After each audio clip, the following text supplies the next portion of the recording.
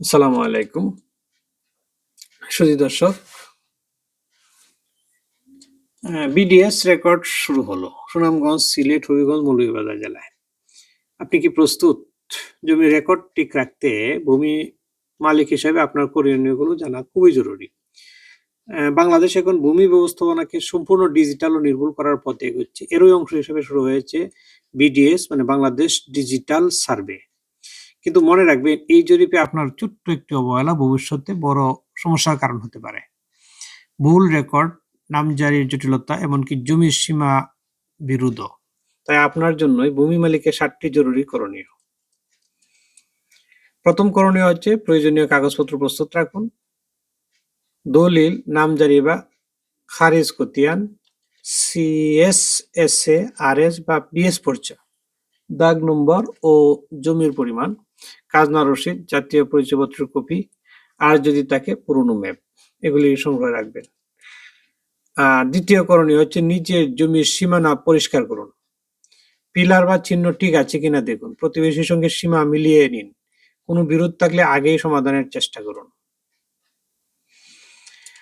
আর তৃতীয় করণীয় হচ্ছে জরিপ দলের সঙ্গে পূর্ণ সহযোগিতা করুন। দল মাঠে এলে উপস্থিত থাকুন, সঠিক তথ্য দিন, নিজে গিয়ে জমির অবস্থান দেখিয়ে দিন।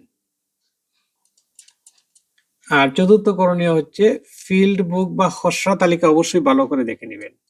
নাম, দাগ নম্বর, জমির পরিমাণ, জমির ধরন সবকিছু মিলিয়ে যাচাই করুন।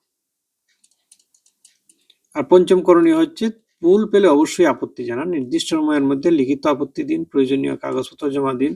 জরিপ কর্মকর্তা যাচাই করে ভুল সংশোধন করবেন। ষষ্ঠ করণীয় হচ্ছে চূড়ান্ত বিডিএস খতিয়ান সংগ্রহ করুন। প্রকাশের সময় একবার চোখ বুলান, ভুল থাকলে দ্রুত সংশোধনের আবেদন করুন। সপ্তম করণীয় হচ্ছে রেকর্ড ডিজিটাল ভাবে সংরক্ষণ করুন। দলিল ও খতিয়ান স্ক্যান করে রাখুন। জমির সীমানার ছবি বা ভিডিও রাখুন। অনলাইনে ব্যাকআপ রাখলে আরো নিরাপদ। যেসব ভুল করবেন না কখনো, সেগুলো হচ্ছে যে জরিপ দলের সময় উপস্থিত না থাকা, জমির সীমা না দেখানো, খসড়া তালিকা যাচাই না করা, ভুল পেলেও আপত্তি না করা, প্রতিবেশীর সঙ্গে সীমা বিরোধ ঝুলিয়ে রাখা। তো এইগুলি বিডিএস জরিপ আপনার জমির ভবিষ্যৎ নিরাপত্তা নিশ্চিত করার জন্য এটা কিন্তু একটা বড় সুযোগ। আজ আপনি যত যত্ন নেবেন, আগামী 50 বছর রেকর্ড নিয়ে তত কম ঝামেলা হবে।